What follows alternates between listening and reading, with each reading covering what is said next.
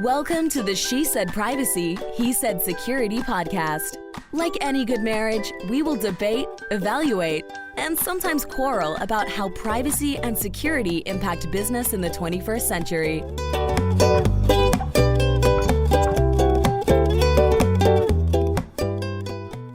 Hi, Jody Daniels here. I'm the founder and CEO of Clover Advisors, a certified women's privacy consultancy. I'm a privacy consultant and certified informational privacy professional, and I provide practical privacy advice to overwhelmed companies.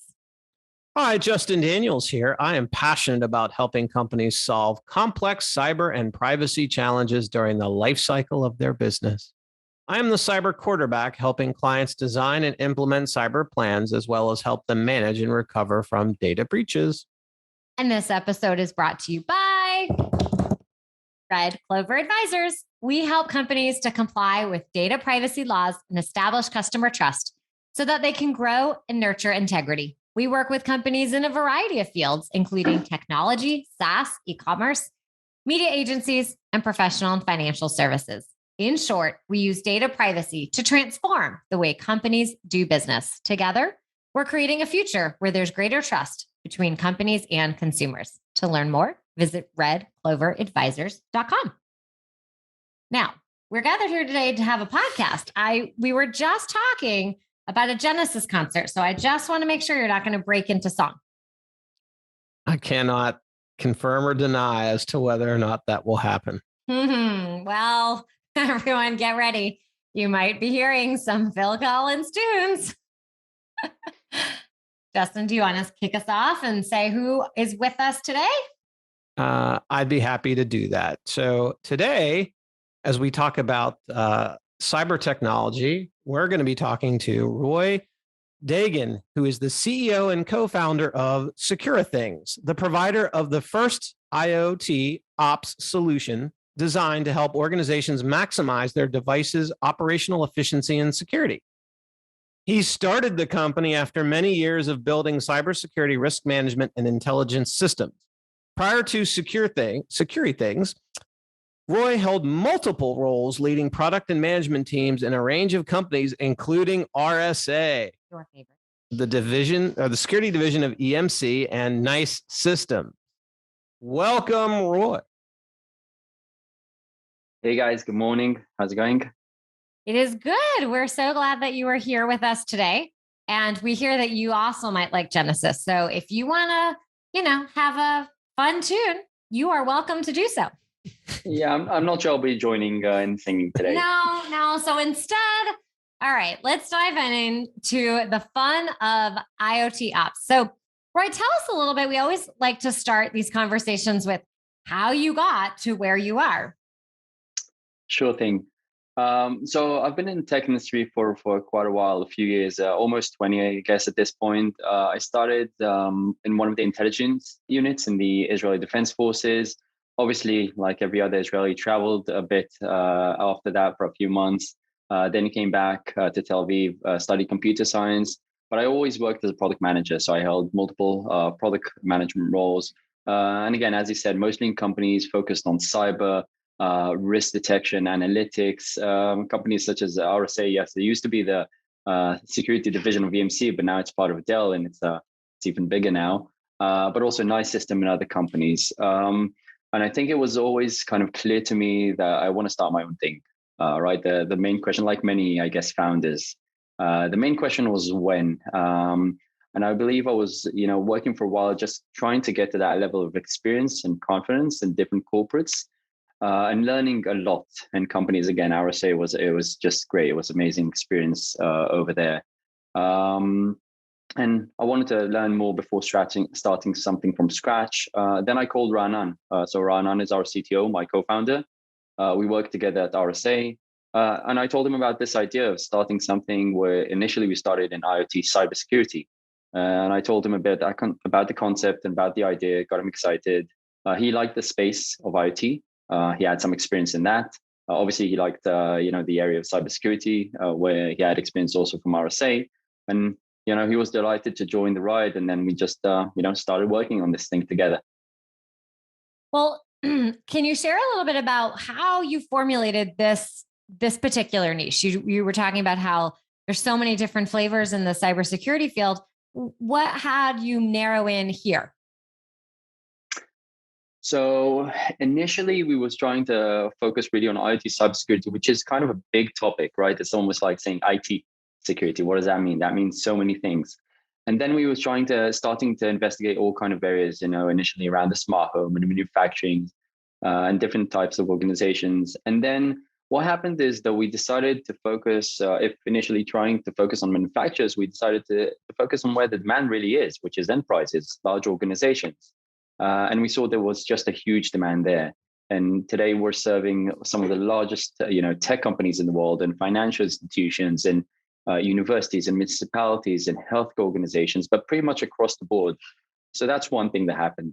The second thing is that we saw that the cybersecurity was definitely a big concern, but the people within the organization that we were working with, which are responsible for the operations of these devices and making sure that they're always up, running, and healthy, they were concerned about cybersecurity as well as their counterparts from IT.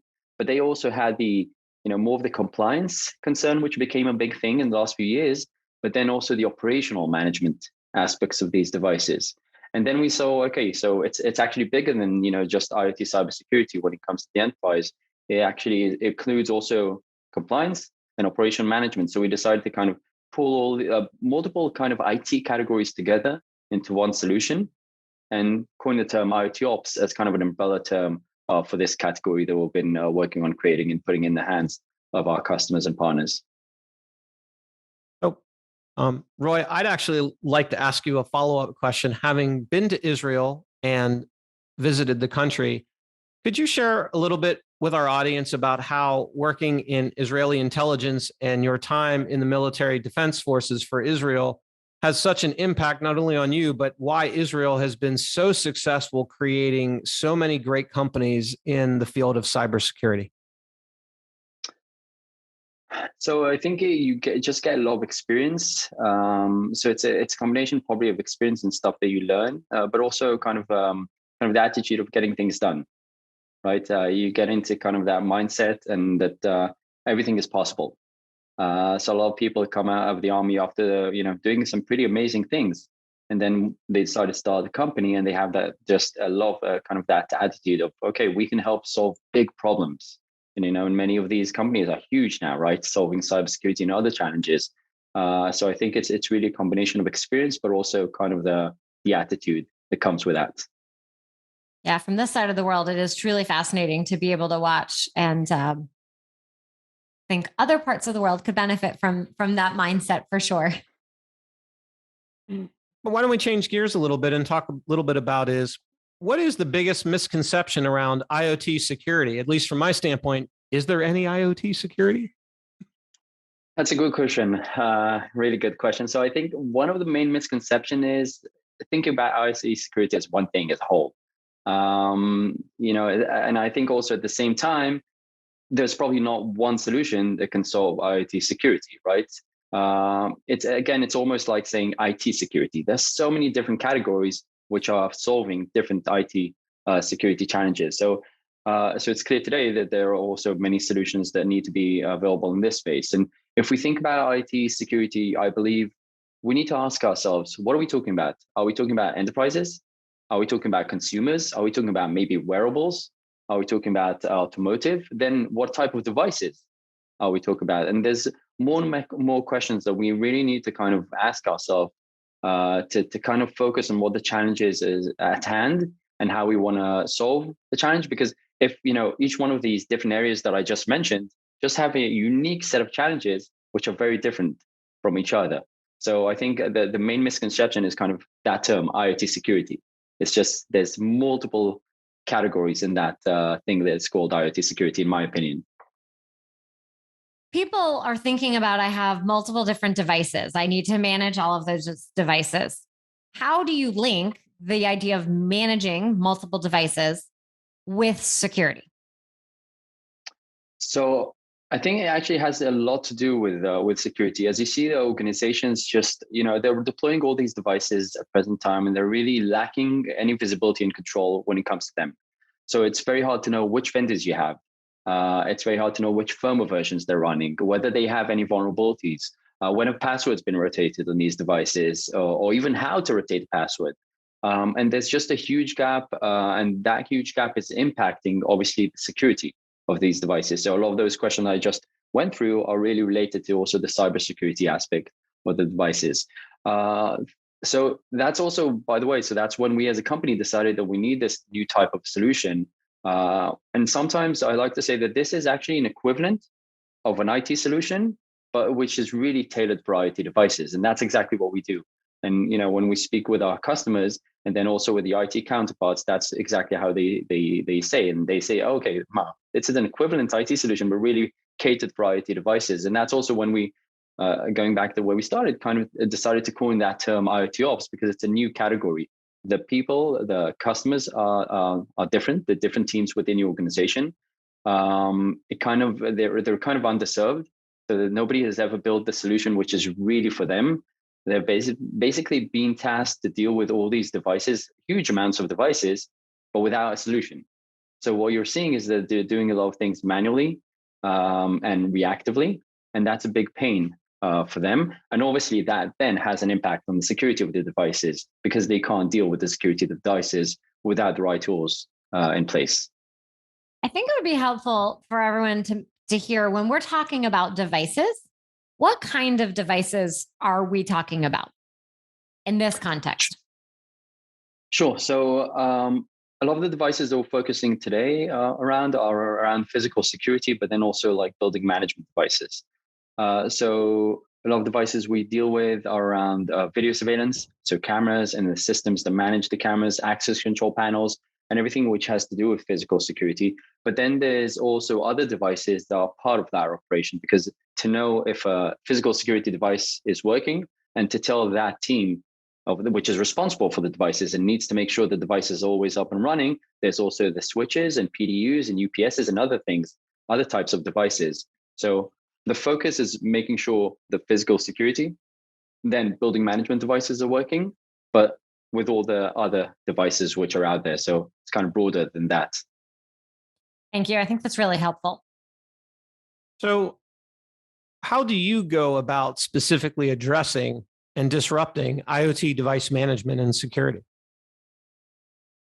So I wouldn't say we are exactly disrupting IoT device management. I'd actually say we identify teams, again, those teams within the organization that nobody ever built the solution for them. And at present time, what's also interesting is that there's a kind of a new generation there, which actually know that things can be better, right? They know that the way they're doing things it's suboptimal. And they're craving for a solution for that, because that's their day-to-day job, right? Making sure the devices are always operational. And we went ahead and we built that solution for them. It's interesting to see that in the market, they already know that things at the moment are very reactive. And when it comes to managing these devices, it just is becoming very, very costly.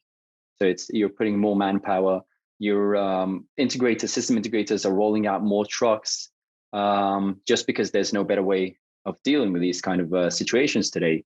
And they just want to move from that kind of reactive mode to a proactive mode.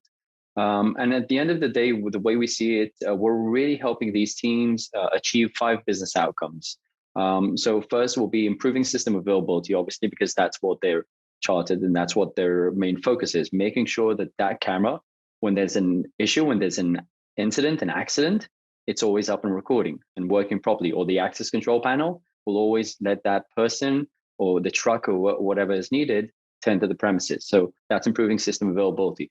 Then reducing cost, because what you're seeing that it's really costing, not just because of the truck rollouts and a lot of the costs around that, but also a lot of back and forth between teams, because when there's an issue with the device, it's very hard to know where the issue is. Is it actually the device, or maybe it's actually the network? So it's also a lot has to do with the cost reduction around that. Then ensuring compliance, so giving them a picture. Okay, this is what you have. This is the versions. This is when passwords have been rotated, and more information around that. Obviously, protection from cyber threats and identifying vulnerabilities in real time, and also what we call a concept of visibility for future planning. So telling them, as an example, hey guys, this set of devices is about to be end of life. You should think about replacing them now and not kind of last minute when they're already out of support and not functioning properly anymore. And then obviously that has an impact on system availability, on cost, and everything else that I just mentioned. Well, you mentioned the idea of reactive, and I'm curious, when do people tend to implement these solutions? And kind of connected to that is, what do you think is the biggest objection that companies have when they're implementing an IoTOps solution? So I'd say that typically, if you're managing a couple of dozen devices, if you're a very, very small organization, you're probably fine. You'll do some things manually, you'll do some things reactively, but you'll probably be okay. Once you get to a certain threshold, and it can be in the hundreds of devices, or thousands or tens of thousands of devices or more, and we have organization customers across different sizes and types, then it becomes a challenge. And then you really need to start implementing such a solution, because you know it's no longer scalable. And then it just becomes liability. In terms of objection, I'd say it's not really an objection that we're seeing. But what typically happens when we walk customers through, the presentation and the deck, and then the demo, typically what happens is, it's interesting. They ask how much time did it take to deploy, or how many months does it take to deploy, and how much time does it take to have it really in action and production? Because it's interesting, they're used to deploying things which take months and sometimes years, right? You go for this big project, you have a new building, and you need to put all the devices around it, and it takes a lot of time. And typically our reaction there, it takes them, hey guys, it takes less than a day, and it's up and running in fully production. And it's good, a good surprise for them. The second thing is, because these are different departments within the organization, sometimes there's a concern that IT may try to block such initiatives. And we actually, as a company, what we learned is that we always insist that we want IT as part of the discussion, because we know that the IT counterparts, once they're in a process, and once we show them the solution, they're actually delighted with the solution and what it can provide. So to them, on a personal level, it can provide also all the cyber insights, right, and additional insights around that area. And for their counterparts, which are our main end users, it provides all the compliance, the operational management, and all the rest of the capabilities. So I'd say those are kind of the two types of objections we run into, but typically, again, involving IT, and just telling them how simple it is deploy typically solves that. For some companies, might not be aware of the risks of not implementing. So in this space and these types of devices, what are the common incidents that you see take place when they don't have one of these kinds of solutions? So from obviously cyber incidents, and having devices which have been deployed there for years with known vulnerabilities, that the vendors already notified that they know that there are vulnerabilities, but it's so hard to upgrade the devices, they just leave them as is because they're working. So rather not start dealing with the firmware versions. At the same time, also passwords, which have never been rotated on these devices. Then it goes through a system verifying the status of the devices. So you paid hundreds of thousands or millions of dollars to deploy these devices. Now, are they actually working properly or not? And the last thing you want is to pay all that good money to deploy these devices, find out that there's an incident. You were trying to look for the footage or something, because there were cameras around in that area, to find out, oh, they weren't recording, or they weren't working for months because you didn't know. Then incident handling. So how much time does it take to handle the incident? And because there are so many people involved in these, in understanding where the issue is it a device? Is it something in the network? It takes a lot of time to handle the incident. And many times what we're seeing is that they just kind of automatically roll out a truck, just because, again, there's no system today to do that in a better way. Then also the ongoing maintenance. So just going through routinely rotating passwords and upgrading firmware, pretty much impossible today. And the last thing I would say is knowing what the compliance status is really, really hard. So it's a project. Sometimes it's actually a project. So they would say, okay, let's go through this project. Let's understand what we have out there. But then the interesting thing is that the next day it's no longer relevant, because these environments are live. They change all the time. So you no longer know what you have out there. And you need something which is really real time and constantly updating to solve all these challenges. Well, thanks for sharing. I think people are always aware of what they're used to thinking of a digital challenge. But when you actually move it to device, people are thinking, well, that's like a physical device. And they kind of forget that they're all interconnected. And tied to my question earlier of which devices are we talking about and what are the threats we have to really extend? It's not just the digital world, but the physical world meeting the digital world. Exactly. What is your best security tip for these physical security teams? So I think it's similar to how it is in the IT world, right? It's all about visibility and then control. Okay, so you need to see how you get to that level of visibility in which you know what you have, how it's working, which vulnerabilities you have. Then the next thing, once you have that visibility and you have a clear picture of the entire working environment, now you need to get to that level of control.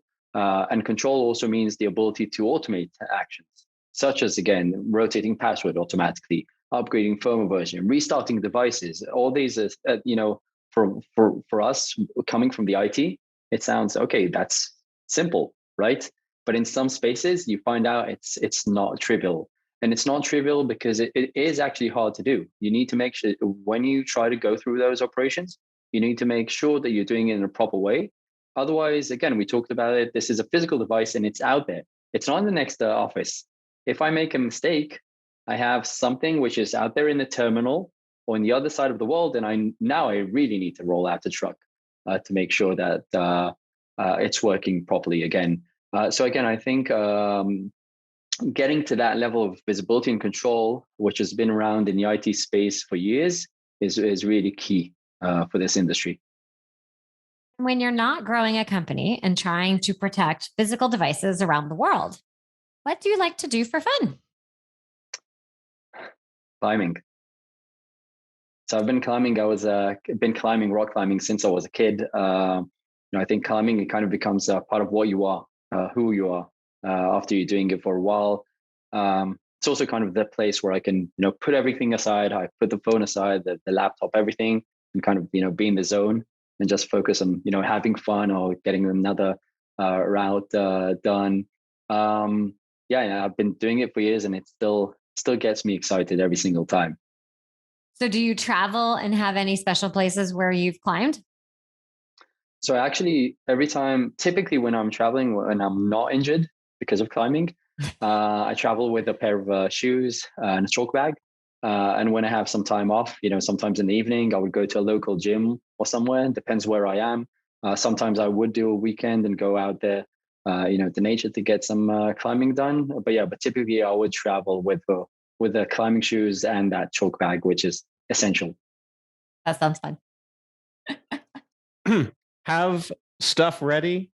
The mountain will come. Always prepared for all things at all times. Pretty much. Yeah, that's Justin's favorite comment. His gym bag looks like a piece of luggage, and people will say, "Why are you bringing luggage to the gym?" And it's because he has to be prepared for every sport that you could possibly want to do. Right. That makes sense. Exactly. I'm glad I found you a kindred spirit here. Well, Roy, it's been such a delight talking to you. If people want to learn more, where is the best place for them to do so and connect with you? So they can either go to the website, so www.securithings.com, or obviously send an email also to info@securithings.com, and we'll be happy to answer any questions. Wonderful. Well, thank you again for enlightening us and helping the audience understand more of the world of IoTOps. It's been a really fascinating discussion. Likewise, thanks a lot. I appreciate it. Thanks for inviting me over. Thanks for listening to the She Said Privacy, He Said Security podcast. If you haven't already, be sure to click subscribe to get future episodes and check us out on LinkedIn. See you next time.